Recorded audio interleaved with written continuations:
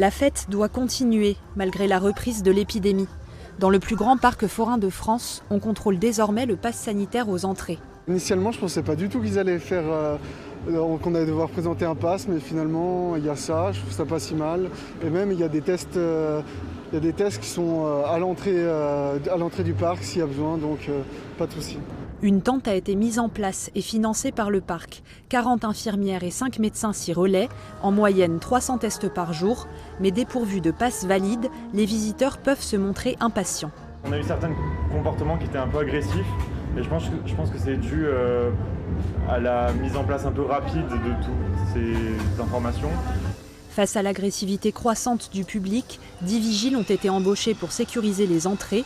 Mais une fois à l'intérieur, les tensions s'apaisent. J'ai fait mes 2 doses de vaccin et c'était pour moi important d'être vacciné pour pouvoir être dans ces attractions avec d'autres personnes. En fait, on n'avait pas forcément prévu de se faire vacciner, mais pour passer les vacances tranquilles, on s'est dit de se faire vacciner justement. Voilà, comme ça, on peut passer des vacances agréables avec toute la famille. Conséquence directe des nouvelles mesures, une baisse importante de fréquentation, entre 60 et 70%. D'ordinaire, ce parc accueille plus de 15 000 personnes par jour. C'est pas à ça que devrait ressembler un mois d'août, quoi. Ça devrait être déjà bouclé, on devrait être au moins au double ou au triple de ce qu'on a là. Et malheureusement, c'est déjà compliqué en ce moment pour les fêtes foraines et les parcs d'attractions. Et là, en plus, ça nous facilite pas la chose.